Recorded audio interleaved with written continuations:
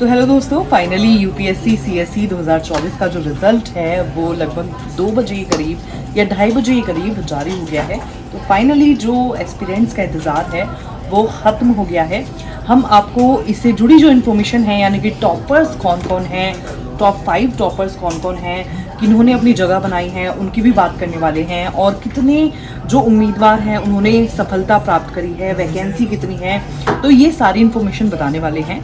और इसके बाद में हम आपको बताएंगे कि जो सुविधाएं हैं एक ऑफिसर को, आईएएस ऑफिसर को सुविधाएं क्या क्या मिलती हैं, उनकी सैलरी कितनी होती है, उनको भत्ते क्या क्या मिलते हैं, तो उस टॉपिक पर हम ज़रूर आएंगे। लेकिन उससे पहले जो आज की लेटेस्ट खबर है उसके बारे में जान लेते हैं। तो जैसे कि मैंने आपको बताया है कि जो यूपीएससी सीएसई 2024 का रिजल्ट जो है वो जारी हो गया है और टॉपर्स की जो लिस्ट है उसमें सबसे पहले जो पहले स्थान पर हैं वो शक्ति दुबे हैं, उन्होंने टॉप किया है। जो हर्षिता गोयल है वो ऑल इंडिया रैंक 2 के साथ नंबर 2 पर रही हैं। इसके अलावा डोंगरे अर्चित पराग रैंक 3 के साथ, शाह मार्गी चिराग रैंक 4 के साथ और आकाश गर्ग जो हैं उन्होंने 5वीं रैंक जो है वो हासिल कर दी है। अब कैटेगरी वाइज ब्रेकडाउन अगर हम देखते हैं तो जनरल कैटेगरी से 335 उम्मीदवार सफल हुए, ओबीसी से 318, एससी एसटी मिलाकर 247, ईडब्ल्यूएस कैटेगरी से 109 उम्मीदवारों ने सफलता हासिल करी है और पीडब्ल्यूबीडी जो कैटेगरी है उससे 45 उम्मीदवारों ने सफलता हासिल करी है। जो कुल उम्मीदवार हैं जो चयनित हुए हैं, जो जिन्होंने सफलता प्राप्त करी है वो 1009 के लगभग उम्मीदवार हैं। और जो इस बार जो आवेदन थे यानी कि एप्लीकेशंस जो रिसीव हुई थी वो लगभग 13 लाख से ज़्यादा थी। और कुल वैकेंसी जो है, जो गवर्नमेंट की तरफ से वैकेंसी रिपोर्ट की गई थी वो 1029 थी। हालांकि इसमें पहले जो है वो 1056 वैकेंसीज बताई गई थी। ये जो संख्या थी वो फरवरी 2024 के नोटिफिकेशन में यूपीएससी की तरफ से दी गई थी। हालांकि यूपीएससी ने तब क्लियर किया था कि जो संख्या है वो बाद में बदल सकती है, यानी कि इसमें संशोधन जो है वो हो सकता है। लेकिन बाद में जो वैकेंसी के जो नंबर्स हैं वो बढ़ाकर 1129 कर दिए गए हैं। इसके अलावा बात कर लेते हैं सर्विस एलोकेशन यानी कि सेवा आवंटन। ये भारी भरकम शब्द ज़रूर होगा, लेकिन इसी से पता चलता है कि जो आवंटन है सर्विसेज का, यानी कि जो सर्विसेज को किस तरीके से बांटा जाएगा। तो इसमें आईएएस यानी कि भारतीय प्रशासनिक सेवा की जो वैकेंसी है इसमें 180 है, भारतीय पुलिस सेवा यानी कि आईपीएस 147 है, भारतीय विदेश सेवा आईएफएस 55 और सेंट्रल ग्रुप ए 605 और ग्रुप बी सेवाएं जो हैं वो 142 है। अब यहाँ पे मेन पॉइंट आता है कि महिलाओं की भागीदारी यानी कि विमेन कैंडिडेट्स के बारे में बात कर लेते हैं। जो इस बार है जो रिजल्ट आया है उसमें 284 महिलाएं चयनित हुई हैं और ख़ास बात यह है कि टॉप 25 उम्मीदवारों में से 11 उम्मीदवार जो हैं वो महिलाएं हैं। और इसे कहीं ना कहीं यूपीएससी में जो बढ़ती हुई जेंडर पैरिटी है उसको दर्शाते हैं।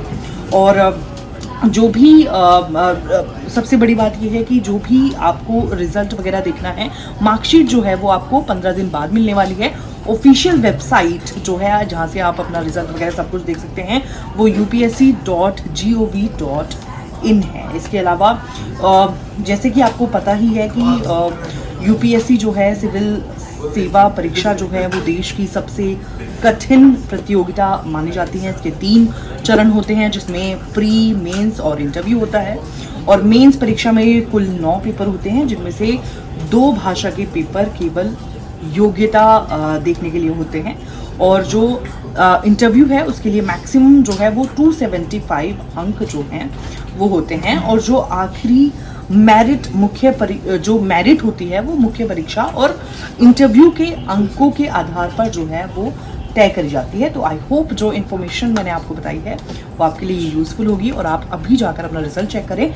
अब आते हैं अपने टॉपिक पर, यानी कि आईएएस की सैलरी और उसके जो सुविधाएं उनको मिलती हैं वो क्या क्या हैं। तो आप उसके लिए वीडियो चेकआउट कर सकते हैं।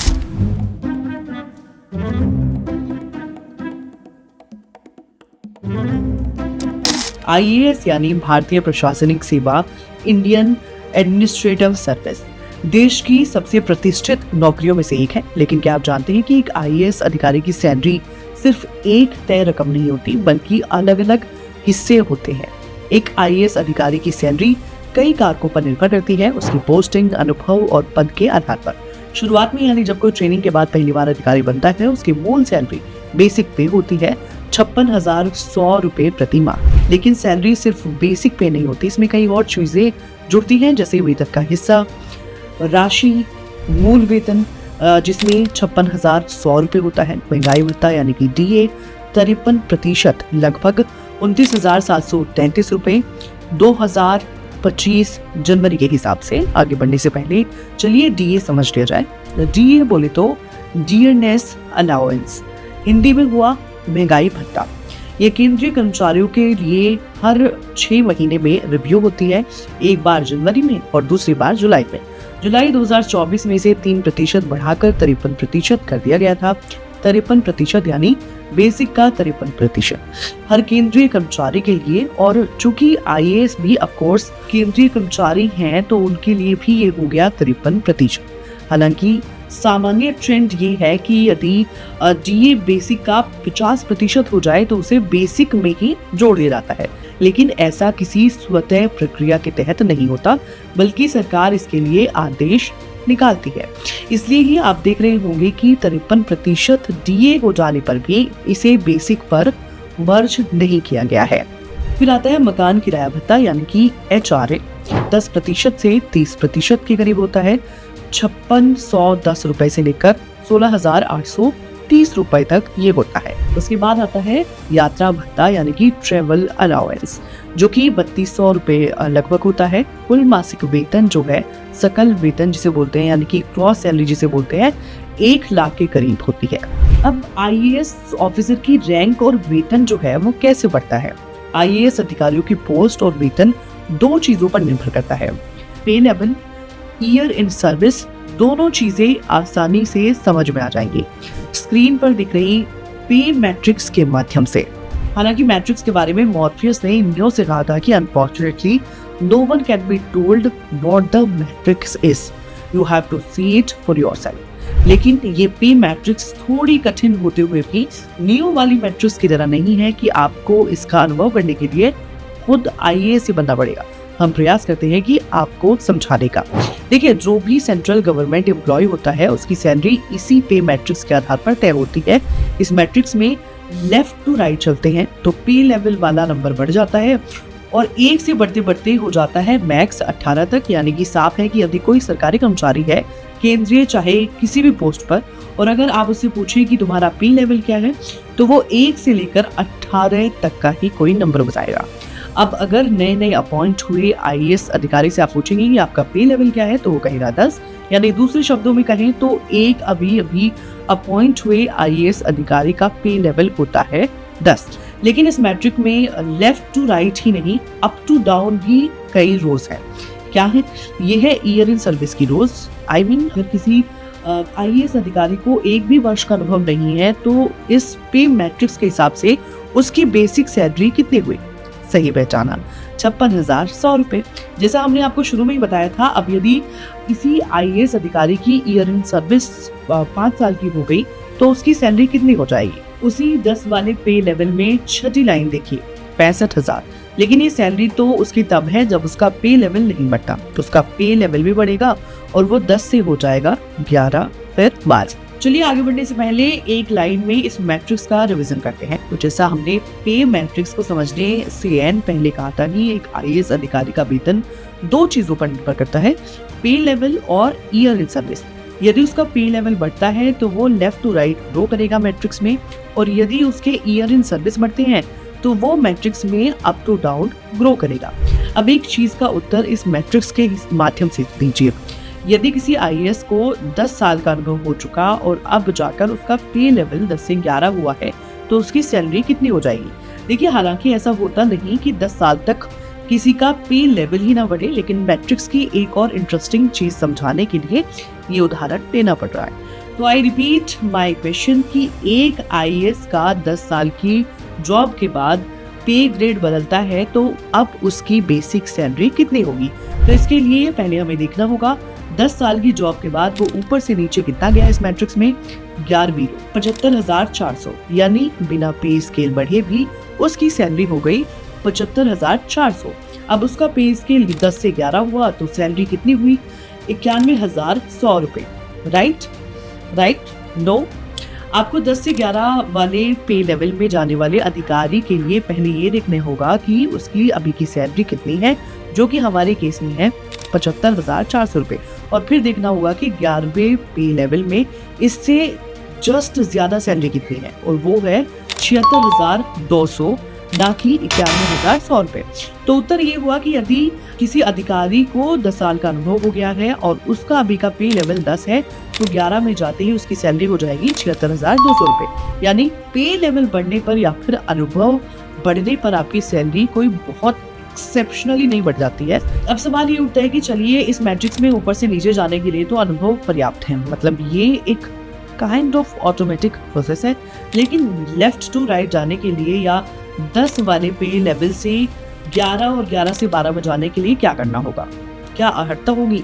तो इसमें कई कारक एक साथ काम करते हैं, जैसे आपका प्रमोशन और आपका उस पोस्ट पर अनुभव, कभी एक्सेप्शनल कार्य। लेकिन कुल जमा बात ये कि ऊपर से नीचे तो इस मैट्रिक्स में जाना एक स्वतः प्रक्रिया के तहत चलता रहता है, लेकिन लेफ्ट टू राइट प्रोग्रेस करना आदेशों पर डिपेंड करता है। पर फिर भी ये इतना भी रिजिड नहीं है कि मतलब आप एक IAS अधिकारी के अनुभव के आधार पर कैस कर सकते हैं कि वो किस पे गरम में होगा, और मोर ऑफन देन नॉट आपका गैस सही भी होगा।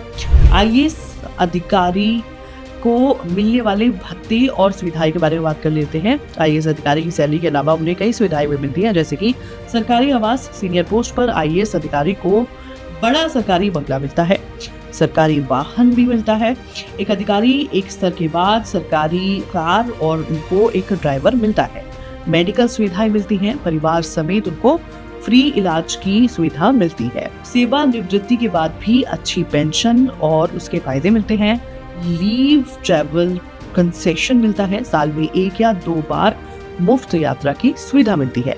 भारत में IAS का सबसे ज्यादा वेतन सबसे सीनियर यानी कि IAS अधिकारी कैबिनेट सचिव यानी कि कैबिनेट सेक्रेटरी होते हैं, जिनका मूल वेतन होता है 2.5 लाख रुपए।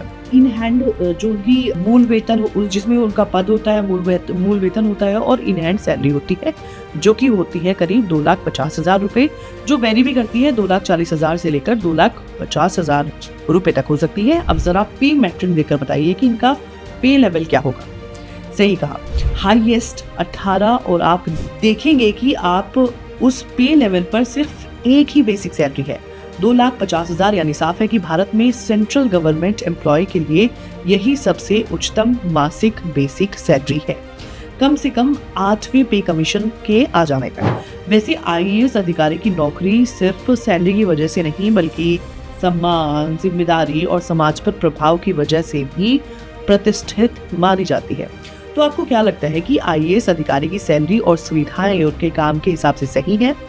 कमेंट बॉक्स में बताइए। अगर ये जानकारी अच्छी लगी तो वीडियो को लाइक और शेयर करें और सब्सक्राइब करना ना भूलें, और भी वीडियोस के लिए आप देखते रहिए Careers 360। मुझे भी लगता है कि ये 1 लाख से स्टार्टिंग है और वो 2.5 लाख तक जा सकता है, वो पोस्ट के ऊपर डिपेंड करता है IAS की per month. 55,000 to 60,000 per month. I salary like 60 to 2.5.